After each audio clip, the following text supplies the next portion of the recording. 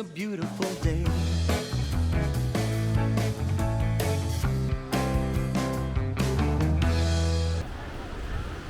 Jason Prime 3.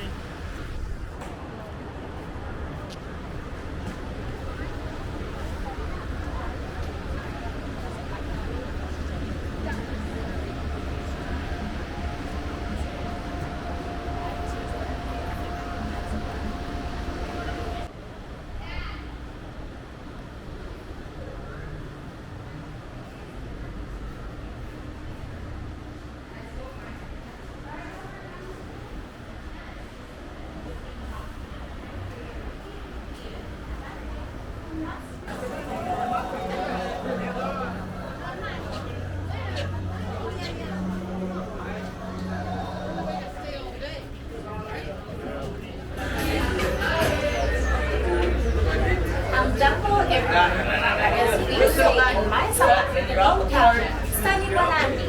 I am Simple Mikayana, and I'm here to welcome you to the Harambe Wildlife Reserve, one of the largest and most beautiful animal parks you will visit anywhere.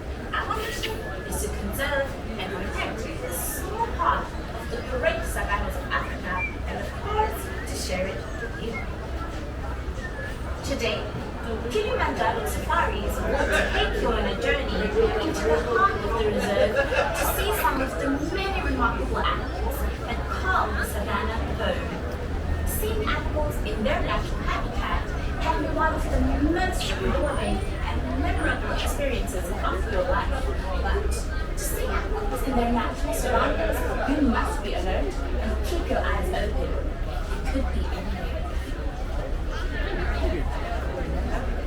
When the weather is hot, look in the shady places where you may find them resting. When the weather is colder, you may find them on the open grassy plains soaking up the warm rays of the sun.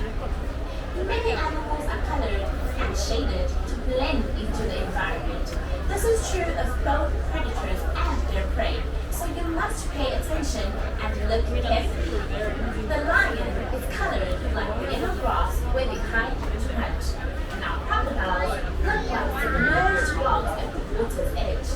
Even the giraffe is patterned like the shadows that fall under the trees where they browse for meals. If you see an animal, help others around you by pointing it out to them. But remember, shouting or making loud noises will distract and disturb them, so try to speak softly. Most importantly, please keep your eyes on your children. And for your own safety, remain in your seats at all times, and keep your hands, arms, feet, and inside the vehicle. Our trucks do not stop very often, and the road can be quite rough and bumpy, with brush on both sides. This can also make photography difficult. You may want to take the pictures when the truck is moving slowly or stopped. Try to enjoy your safari with your own eyes and with the family and friends who are on the safari. We're going to route this one and this one go because we can't get out of that one. When we get through this As you cross by the South River near the Hidden Reserve, you may notice some of our more adventurous guests exploring the park on foot.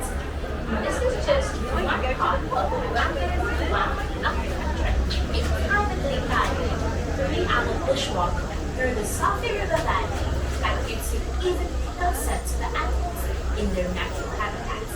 Halfway through the trip is a foreign language served here in the suburban. Space on the trip is limited, so be certain to book your adventure in advance.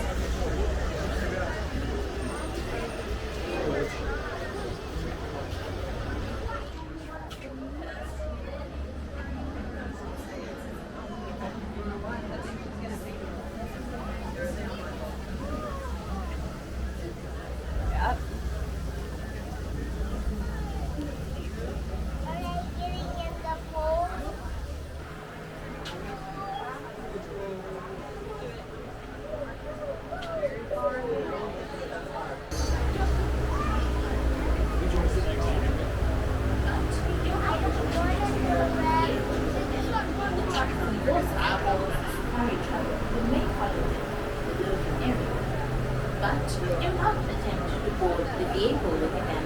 The trunk for your safari will follow shortly. For your own safety, always remain seated during your safari, as the road can be rough and bumpy, and keep your arms, hands, legs, and feet inside the vehicle at all times. Most importantly, please keep your eyes on your children. Securely store any personal items, and if you are on a night safari, don't forget to turn off the flash on your camera or phone. Once again, have a wonderful safari, and as we say here in Harambe, Karibuni, welcome aboard. I told you about our loading procedures. Before you actually enter the loading area, please locate the nearest trash bin and discard any unfinished food or drinks. If someone in your party is traveling with a mobility device, please line up behind that person, allowing them to leave the vehicle through the gate at the end of the ride, immediately in front of you. As you approach the loading platform, please note that it is divided into two distinct zones. The area with handrails is the loading zone, or Zone 1. Zone 1 is where you will stand just before you board your vehicle. Zone 2 is immediately behind it. As you move out into Zone 2, please note the 4 circles at the feet in each row of the zone. Each row can comfortably seat 4 adults. Children may be seated next to or on the laps of their parents or accompanying adults. As the group publicly boards the bus, you may follow them in the loading area.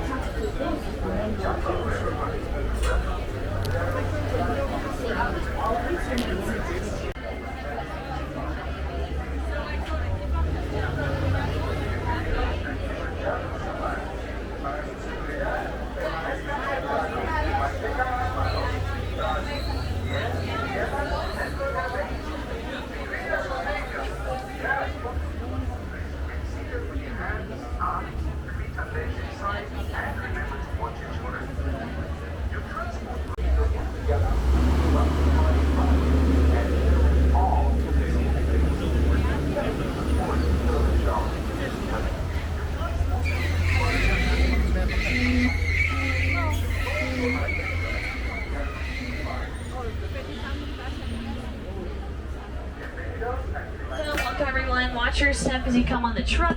Slide down, pick your final seats, because once we get moving, there will be no standing or seat swapping. Guess we gotta unwrap.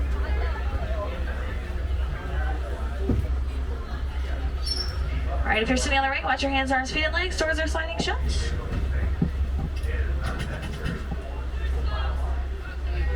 Asante Sana word in. Asante Sana means thank you, and here in Harambe we say Twende. Twende means let's go. Well, Jumbo everyone, my name is Gracie, and I'm going to be your safari guide today here on the Harambe Wildlife Reserve. Before we get started, please make sure you do remain seated at all times, keeping your hands, arms, feet, and legs inside the truck. Also, please make sure we are not calling out to any of the animals on the reserve today. No screaming, yelling, whistling, snapping, making animal noises, anything like that. We are entering these animals' homes. We do want to be respectful. Now, we start off our journey in the Little Aturi Forest. The animals in this area are pretty good at camouflaging themselves, so just make sure you're looking closely into the trees and the bushes for any animals that might be hiding.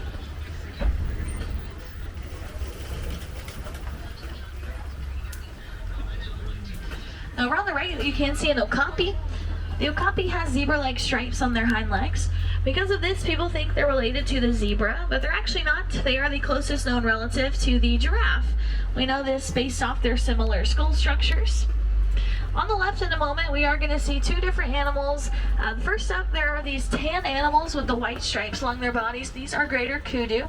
And we do know that both of these greater kudu we're passing are females because they do not have horns. Only the males will have horns. They can also stand about 55 inches tall at the shoulder. Now, the copper-colored animals up ahead with the long horns, those are bongos. Bongos are actually known as the ghosts of the forest because they're rarely seen. See if we can cross here. I think they're all kind of crossing over, so we'll see.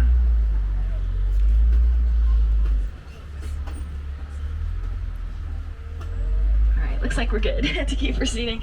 Oh, I thought they were all gonna cross over. It's what it was looking like. We'll see. We're kind of following these bongos here on the left.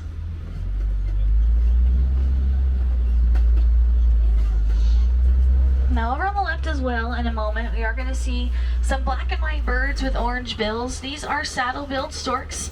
Now they can have a wingspan all the way up to 9 feet, which is the same size as the canopy above your heads right now. They also do not have vocal cords, so they will communicate with each other by rattling their bills, and they also mate for life. Now we are making our way out of the forest and heading into the Safi River.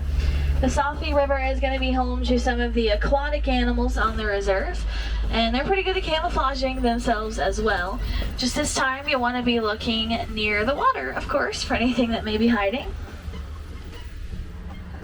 Now I do see some Nile hippos in the water there. They're kind of playing in the water, so make sure you do stay seated. Make sure you stay seated. If you can't get a good look at these two, you will probably see some more in a moment. Now these white and gray birds here around the perimeter, those are pink-backed pelicans. They get their name because during mating season, their skin will turn pink to help attract their mates. They're also pretty social birds, nesting in pairs up to about 500.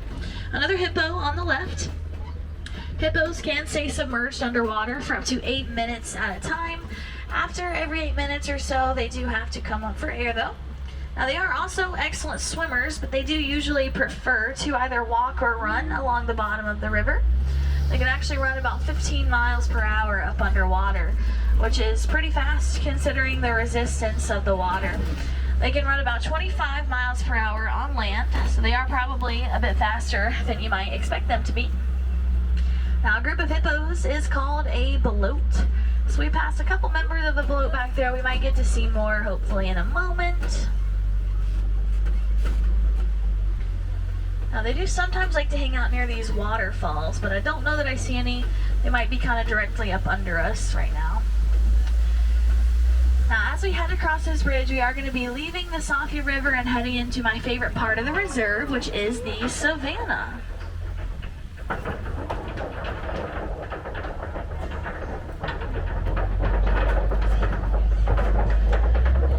Savannah is going to be home to some of those more famous animals y'all are probably looking forward to seeing out there today. So I'll definitely do my best to point out as many of them to you all as possible. The savannah is also the largest portion of the reserve, so we are going to be hanging out here in the savannah for a good bit of the rest of our safari today.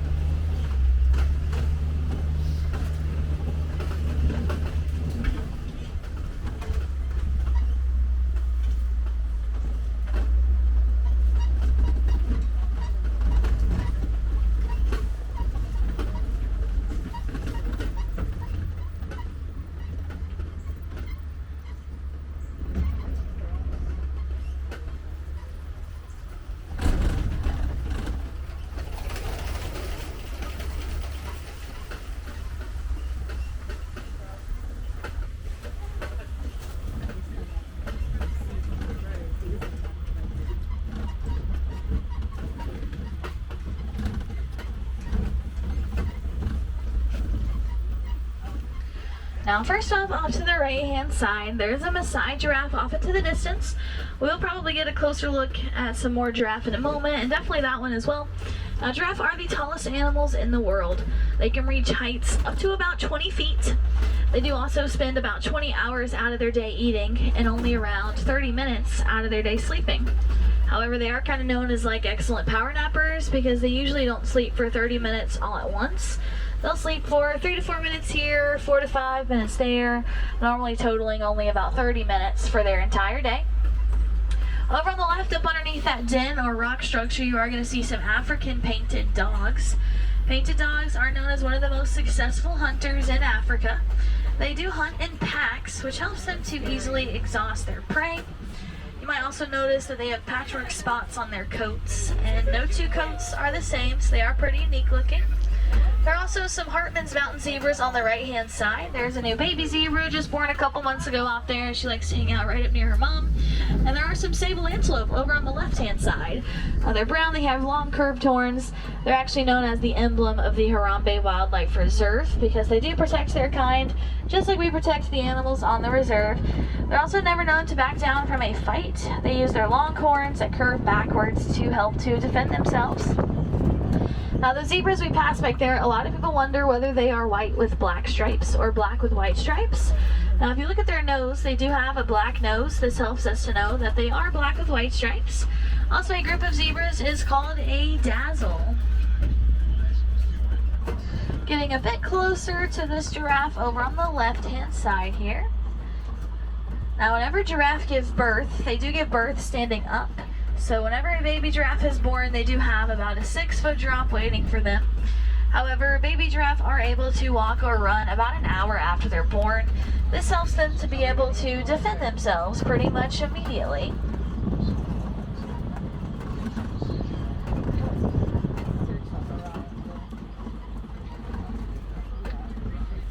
Over on the right, there are some wildebeest near the tree line there.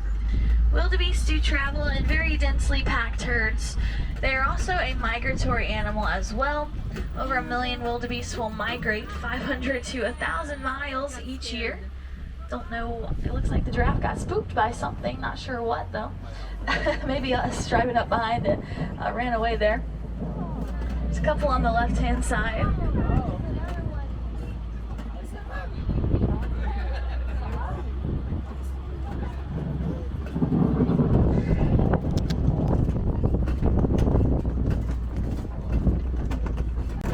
Now, giraffe do have really long prehensile tongues. I think I mentioned that prehensile word when talking about the okapi earlier. That just means finger-like, so they can use their tongues like we can use our fingers to grip onto their food. Their tongues are about 18 to 20 inches long. So for size reference for adults, that's normally about the length from your elbow to your fingertips. And for some children, that could potentially be your entire arm. It's the length of a giraffe's tongue. You can kind of see that in action over on the left-hand side here. A group of giraffe is called a tower, which is a pretty fitting name considering their height.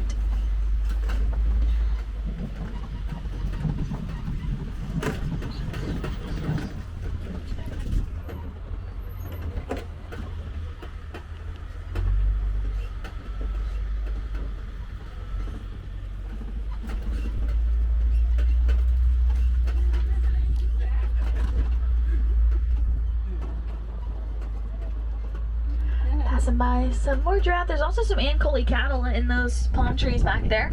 They are one of the domesticated animals on the reserve. You might also hear them referred to as the Watusi cattle, which is named after the tribe that first domesticated them. Their horns are about 3 to 4 feet long and have a honeycomb-like material inside of them. This helps the blood to circulate through their horns, which helps to cool them off. On the left, there are some African elephants off into the distance. It looks like they're sparring back there. It's not out of aggression or anything. It's kind of a playful thing that they'll do. They'll spar and kind of wrestle like you would wrestle with your siblings at home. Now, elephants are the largest land mammal. Females weigh in around 8,000 pounds, while males will weigh in around 10 to 12,000 pounds. Now, also, I don't know if you noticed, but they do flap their ears back and forth repeatedly. They do this mindlessly pretty much all day without even really having to think about it. They have blood vessels running through their ears, so whenever they flap them, it gets that blood moving, which helps to cool them down. They can actually cool themselves down up to about 15 degrees just by flapping their ears, so it is a really great cooling mechanism for them. To the left, we're passing by some greater flamingos. Greater flamingos get their name because they are the largest species of flamingo. You might also notice that some are a bit more pink in color than others. They do get their pink color from their diet. They consume brine shrimp, which is really high in carotene, and that carotene helps to provide that pink color for them. Now, a group of flamingos is called a flamboyance because of their vibrant color.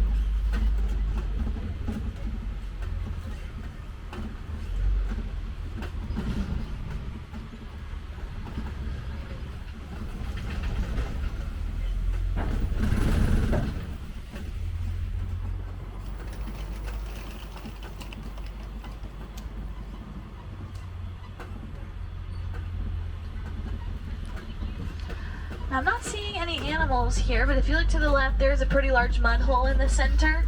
That is most commonly going to be used by some white rhinos. We'll probably see the white rhinos a bit further up ahead. They like to hang out kind of all around this area here. Now they have very sensitive skin, so you will see them rolling around in this mud, coating their bodies with it. This just helps to act as a natural sunscreen for them.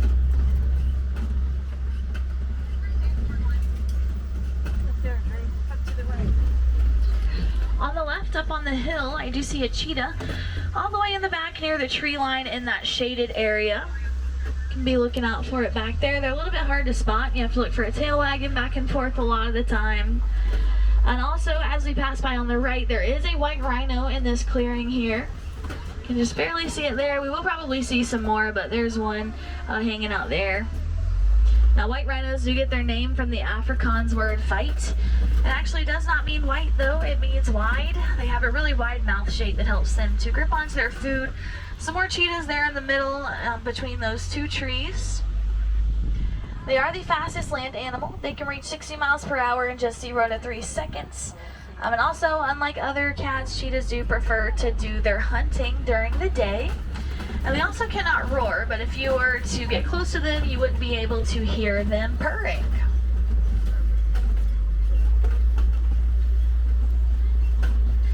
Now straight ahead, these are Kopi rock formations. Many animals in the savannah will hang out on these rocks to get a better view of their prey. I do see a lion up on these rocks, kind of right in front of this tree. You can't see it too well. You might be able to see the little tuft of fur as we pass by. You can see its face there. That is the male lion. I think the female's right in front of him. Hopefully we'll be able to see their bodies a little bit as we come around to the other side. Lions do remain inactive about 18 to 20 hours out of the day. So oftentimes they are just trying to find a nice shady spot to rest and take a nap. Now within the pride, the female lion or lioness is the primary hunter, while the male lion does hang back to protect the cubs and the territory. You can't see them too well, you just barely see their bodies there. They're not positioned super well for us to be able to view them that great. Now you can also hear a lion's roar up to 5 miles away. We don't often get the opportunity to hear this on the safari though, because they are nocturnal animals, so they do become most active at nighttime. Now on the left, I do see some warthogs all the way in the back. They do kind of look like rock structures up under, or kind of right in that area there.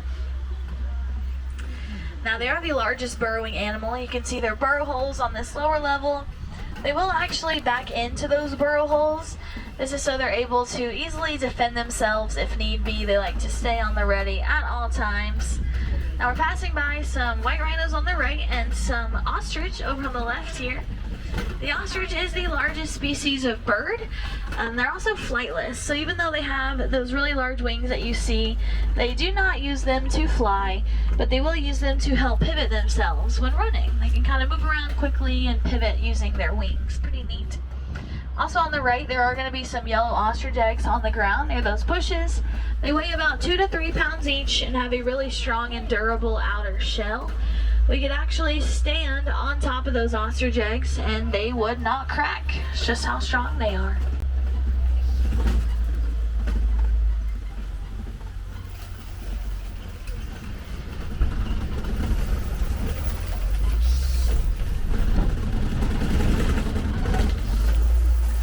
Now we are nearing the end of our safari, but we do have one final stop in just a moment here, and that is going to be the warden's post. The warden does have some Nigerian dwarf goats on their post, and they're really cute. They really use this area as their own personal playground. You can see they're all kind of hanging out in this front yard area here. Now they are commonly kept as pets. However, they do have a pretty mutually beneficial relationship with the warden as well. The goats get fed, and then the warden is able to use their milk supply to help provide for the locals in the area. Now, if you all want to get a bit more up close and personal with these goats and some other domesticated animals here at the park, I highly recommend you check out Rafiki's Planet Watch. You actually board a train to get over there, and the train station is going to be located right next to our exit. And over at Rafiki's, there is an affection section, which is essentially just kind of like a petting zoo where you can go up and pet some of the domesticated animals here at the park. Get right up in there with them, take pictures with them, it's lots of fun. Our medical center is also located over there as well. So if we have any surgeries, procedures, or checkups going on with any of the animals in the park today, you can actually get a behind the scenes look at that. There are some pretty large windows where you can look inside of there. There's also a drawing class there, more animals to see, so definitely check that out. Now we get to see a lot of amazing animals on our safari today. Unfortunately, many of these animals are endangered, so it is important that we do our part to help protect them and their habitats. A pretty simple way that you all can help with this is by recycling. Whenever we recycle, we are keeping trash out of our landfills, which does help to keep trash out of the habitats of these animals. So start small, start recycling, see what you can do to be a bit more eco-friendly, and then work your way up towards some more conservation projects as well. Now we are going to be heading up to this unload dock here in just a moment. Now here in Harambe, we do not like to say goodbye, for goodbyes are far too sad and far too final. So we do use a Swahili word instead, which is kwaherini. Kwaherini means to go well. So go well, go wild, go make a difference out there, and go have a great rest of your day today. Now if you're sitting on the right, watch your hands, arms, feet, and legs. Those doors are sliding open. Kwaherini, everyone. Have a great day. Thanks for joining me. Of course. You're welcome. Have a good one.